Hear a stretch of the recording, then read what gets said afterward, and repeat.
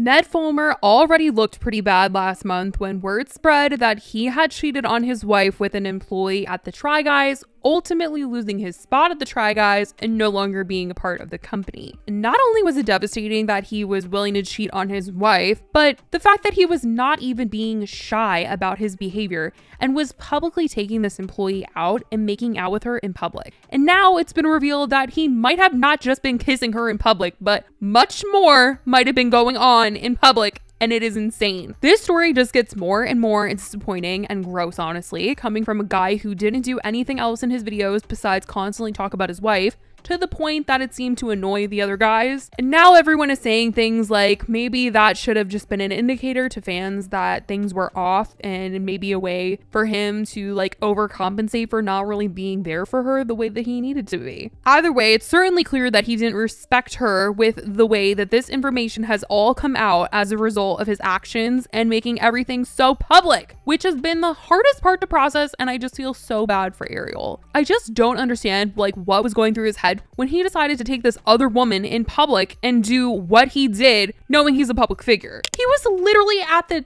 Harry Styles concert, you guys. And it's not like he was like, oh, no one's gonna know me, I'm just a Try Guy. No, he was taking pictures with fans. Like, you took photos with fans. That is a clear sign that you know people recognize you. People know who you are. Maybe not everyone, but there's some people there. They know you and they are watching you. And he still continued to be intimate with this employee in public and was even later seen at a bar getting recognized, making out with her and getting photographed doing these things. It's ridiculous for him to think that he wouldn't get caught, and it's ridiculous for him to have the mentality of, I don't care if I get caught, because if you're doing this, then you probably don't care, which is just heartbreaking for your wife. But a new incident has come to light that might just be the weirdest, craziest one yet.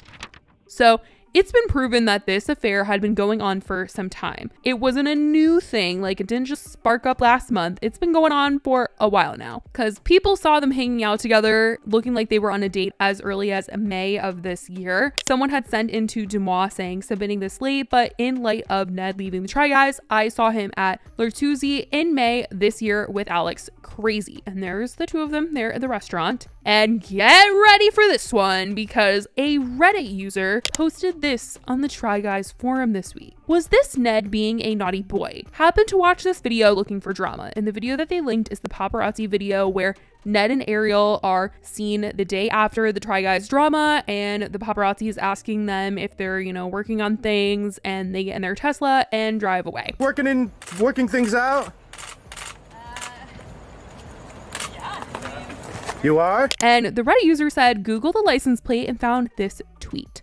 In that video, you can like kind of see for a second their plate, and definitely an invasion, but the story is crazy. It's like too crazy like not to tell you guys what the heck has been found. And like I don't know who would think to do this, but this is just wild. So they looked up the plate, and what happened when they Googled the plate? A tweet came up. Them Googling the plate number led them to a tweet from May in which a Twitter user had put this Tesla owner on blast for doing the nasty in a family-oriented neighborhood. Yes, you guys. Yes, you guys. The plate that is in this photograph is the exact same as the plate on the Tesla that Ned and Ariel drove off in the paparazzi video from them together the day after all of the Try Guys news had come out about him leaving the company. The user tweeted out that the Nextdoor app had notified them of something wild, so wild that they needed to tweet about it. And if you don't know what Nextdoor is, it's like a neighborhood forum to report certain things, and it'll notify neighbors in the area of certain things that are posted. The tweet said, every once in a while, Nextdoor over-delivers when I need it most. Hashtag public fornication, hashtag Tesla. And they posted what was on the Nextdoor app, and somebody had taken a picture of the Tesla, shown the full plate number, and said people having, you know what, in a car at 5:45 while kids and families are walking around. And the plate, you guys, it really is. It really is. I looked it up. I matched it up. This is that car that they drove away in. Yeah, obviously it's like, you know, we can't be sure who is in the car with him, but it is everyone's assumption that it's probably not Ariel, since they have a full-on home together. And this is just crazy. Like, I knew Ned was bringing out this employee in public, but I didn't know that they were doing the nasty in public. I did not know it was like this. This is horrible. And there's so many people that were like, why would he even need to do this? Probably because the Try Guys employee lived with her fiance of 10 years and he lives with his wife and kids. And this is the one spot that they could probably do it, which is just horrible to think about. And I can't believe he was caught. Like, you guys, this is actually crazy that this is the one of the bigger stories this year. And for someone to just have randomly seen him doing the nasty in his car and to take a picture of the plate and call him out for it, and then for it to come to light all these months later, who was in the car and why this was the case, like why they were doing it in this random neighborhood. I am just so shook. It's just like a lot. Like, I can't believe the internet has detectives like this, and just that these things get revealed the way that they do, and also just like how embarrassing that he was caught in this way. I don't even have the words. But like I said, it seemed like he really couldn't have cared about being caught in public at all. Like, yeah, I'm sure he didn't want to be honest with the people that were in his life about what he was doing, but damn, did he have a lot of trust in strangers not to bust him. And people just feel for Ariel through this whole thing and have gone back to listen to stories that she told on the podcast that she did with the other like wives and fiancés and girlfriends of the Try Guys. And people are seeing things so differently now, and it just makes them sad to hear stories of him wanting to like stay later at the office than her. And it's just sad.